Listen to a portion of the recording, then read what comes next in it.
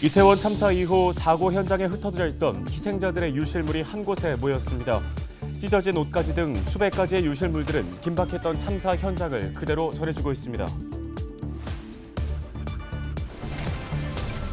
이번 참사의 원인을 밝히고 재발 방지 대책을 세우는 것 못지않게 또 다른 안전관리 사각지대는 없는지 살펴보는 것 또한 중요해 보입니다. 기획보도 안전 대한민국. 오늘은 지하철 에스컬레이터를 타고 내릴 때의 위험 요소는 없는지 둘러봤습니다.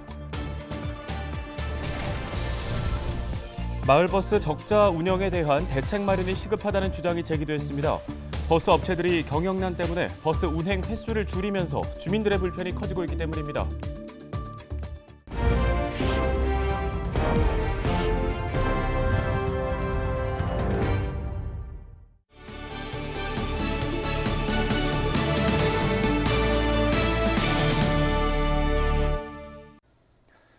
네, 여러분 안녕하십니까? 헬로티비 뉴스입니다. 이태원 참사 이후에 사고 현장에 흩어져 있던 피해자들의 유실물이 한 곳에 모였습니다. 흙 묻은 운동화에 찢어진 옷가지 등 수백여 가지의 유실물들이 긴박했던 참사 현장의 모습을 그대로 전해주고 있습니다. 김호 기자입니다. 이태원 참사 현장에 흩어져 있던 유실물들이 용산의 한 체육관에 보관됐습니다. 하얀 종이 위에 옷가지며 신발 등 수백 가지의 유실물이 놓여 있습니다.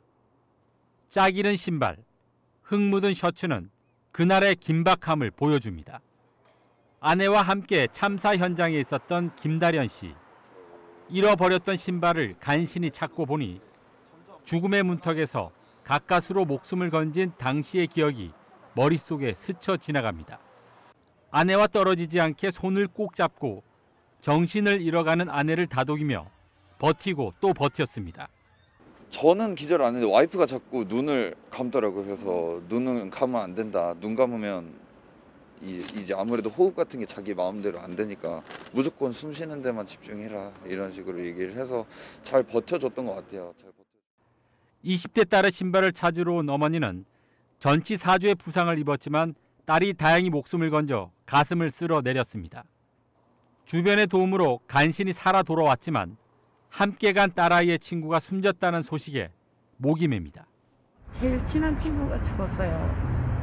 네, 셋이 갔는데 오늘도 지금 발인이라 해서 성모병원으로 옮겨져갖고 거기에 데려다 주고 왔거든요. 참사 현장에서 수거된 유실물은 옷가지와 신발, 가방과 휴대폰 등 790여 점. 지금까지 100여 점이 주인을 찾아가고 여전히 690여 점이 남아 있습니다. 이곳 유실물센터는 오는 6일 저녁 6시까지 운영될 예정입니다. 남겨진 유실물은 인근 경찰서로 옮겨져 보관될 예정입니다. 헬로티비 뉴스 김호입니다. 네, 다음 소식입니다. 따로 정해진 건 없지만 보통 에스컬레이터를 탈 때 왼쪽은 걷는 사람들을 위해 비워두곤 하는데요. 그런데 에스컬레이터에서 걷거나 뛰는 행동으로 인해 자칫 대형 사고가 발생할 수 있습니다. 네, 앞뒤 사람과 다닥다닥 붙어 있는 상황에서 한 사람이 넘어지게 되면 도미노처럼 쓰러질 수 있는 건데요. 실제 출근길 전철역 모습은 어떤지 취재해봤습니다. 김진재 기자입니다. 아침 출근 시간 지하철역. 시민들이 에스컬레이터로 몰립니다. 운행 방향 오른쪽에는 가만히 서 있는 줄이, 왼쪽에는 이동하는 줄이 자연스럽게 만들어집니다. 혹여나 열차를 놓칠까 급히 이동하는 사람들. 캐리어를 든 채 뛰어가는 경우도 있습니다. 승강기 안전관리법상 이용객들은 운행 중인 승강기에서 뛰거나 걷지 못하도록 돼 있습니다. 지하철역 곳곳에도 이를 알리는 안내문이 붙어 있지만 제대로 지켜지지는 않고 있습니다. 오히려 걷지 않고 서 있다가 뒷사람의 눈총을 받는 경우도 있습니다. 불안하죠. 뒤에 이렇게 쳐다보게 되고 발자국 소리가 들리면 그쪽에 설 수가 없으니까 어쩔 수 없이 늘 이제 오른쪽에 서게 되죠. 에스컬레이터 폭은 대부분 1m 내외로 성인 2명이 나란히 서면 꽉 찰 정도의 공간입니다. 걷거나 뛰는 과정에서 옆 사람과 부딪힐 수밖에 없는 구조. 특히 이용객 대부분이 손잡이를 잡지 않고 휴대폰을 하거나 주머니에 손을 넣고 탑승하다 보니 자칫 큰 사고로 이어질 수 있는 환경입니다. 건축법에서 규정하고 있는 건축물 계단 높이보다 높거든요. 한 6cm 정도가 더 높아요. 그래서 일반 계단 걷듯이 걷다 보면은 발이 걸려서 넘어질 수도 있고, 걷거나 뛰어가다가 옆에 분을 치게 되면은 옆에 쭉 서 계신 분들이 한 분이 넘어지면 도미노처럼 연쇄적으로 넘어져서 대형 사고로 이어질 수 있기 때문에 에스컬레이터 경사는 약 30도. 전철 정차 시간 전후로 한 번에 인파가 몰리기 때문에 최근 발생한 이태원 참사를 떠올리며 불안감을 느끼는 시민들도 있습니다. 이태원 사건만 봐도 작은 데서부터 위험이 커지거든요. 그래서 그때 인원은 적지만 거기서 밀려다 보면은 거기서 4-5명 그렇게 압사 사건이 안 일어난다고 볼 수 없거든요. 실제로 에스컬레이터 넘어짐 사고는 꾸준히 발생하고 있습니다.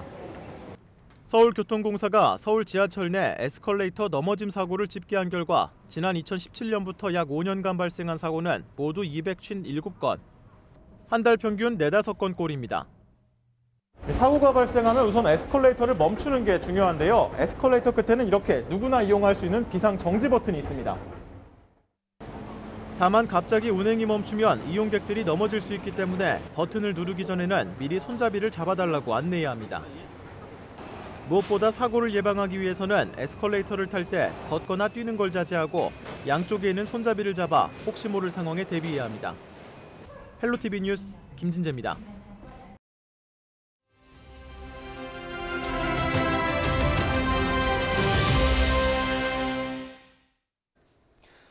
네, 다음 소식입니다. 마을버스의 운영난이 심화되고 있다고 합니다. 마을버스 운행 횟수를 줄여 운영 경비를 줄이는 실정인데요. 이렇다 보니 주민들의 불편이 커질 수밖에 없습니다. 최근에 열린 은평구의회 정례회에서 이 문제가 제기됐습니다. 네, 송영창 의원이 5분 발언을 통해 마을버스 경영난에 대한 대책 마련을 은평구에 요구했습니다. 스튜디오에 모시고 직접 관련 내용 얘기 들어보겠습니다. 어서 오십시오. 네, 안녕하십니까? 네.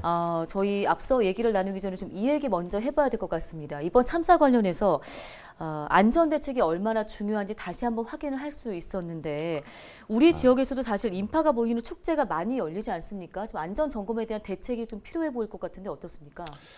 예, 먼저 이태원 참사 희생자분들의 명복을 좀 빌겠습니다. 예. 은평구에서는 순간 최대 관람객 1,000명 이상일 경우 그 안전관리 계획을 수립하고 심의를 받고 있습니다. 사회적 거리 종료 후에 은평구에 많은 축제가 개최되고 있는데요. 많은 주민들이 참여가 예상되는 축제에는 안전요원을 배치하여 주민들이 원활하게 통행, 축제를 즐길 수 있도록 안전대책에 각별히 살핀 사례가 있습니다. 어제 사실 좀 희생자 빈소에 조문을 좀 다녀왔습니다. 유가족의 부탁의 말씀을 한 말씀 주셨는데요. 우리 아이들을 좀 잘 지켜달라. 무거운 책임감을 가지고 우리 구민 여러분들께 안전하고 보다 편안하게 생활하실 수 있도록 더욱 노력하도록 하겠습니다. 네, 알겠습니다.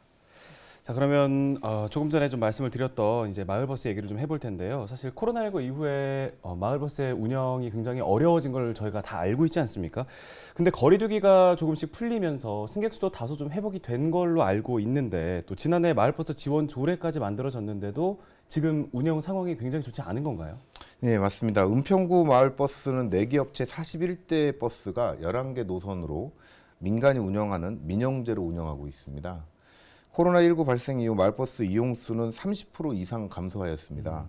사회적 거리두기 해제 이후에는 승객 수가 회복되지 않아가지고 마을버스 업체는 운영 경비를 절감하기 위해 운영 횟수를 좀 줄이는 상황이 되었고요. 네. 은평구에서 통과시킨 조례는 마을버스 긴급 지원에 관련된 조례로 코로나19로 인해 어려움에 처한 마을버스 업체를 한시적으로 지원하기 위한 마련한 제도입니다. 지난해 4개 업체에 총 6천만 원을 지급했고요. 그리고 올해는 4천만 원을 지급했지만 그동안 지속된 적자 누적으로 심각한 경영 악화에 처한 마을버스 업체 입장에서는 턱없이 부족한 금액이라고 생각이 됩니다. 예, 네. 조금 전에 그 은평구 마을버스 11개 노선이 민영제로 운영이 되고 있다고 하셨잖아요. 그렇다면 이 마을버스가 혹시 준공영제로 좀 바뀌게 된 변화가 있다면 어떻게 될지가 궁금한데 일단 서울시에서는 지금 마을버스 준공영제를 도입하지 않겠다는 입장 아니겠습니까? 이유가 무엇인가요? 2004년 수도권 대중교통 통합 환승 할인 제도에 마을버스가 참여하면서 네. 서울시는 환승으로 생긴 손실을 재정으로 지원하고 있지만 시내버스에 마을버스 업체의 적자는 매년 증가하고 있는 추세인 거죠. 네.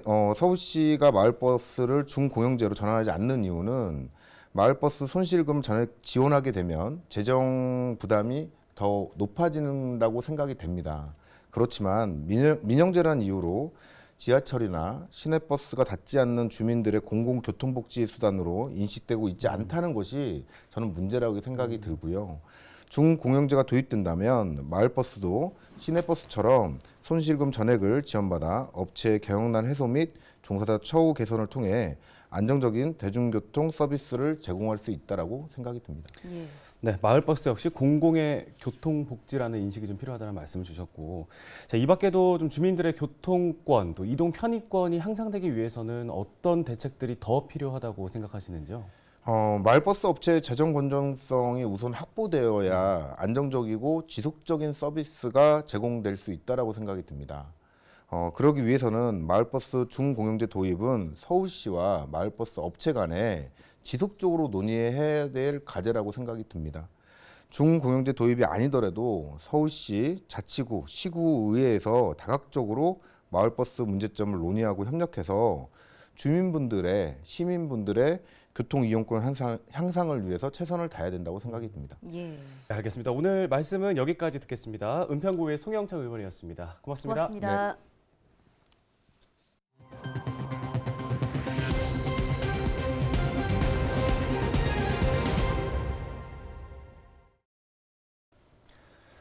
이태원 참사 4시간 전부터 112에는 신고가 11건이나 접수됐습니다.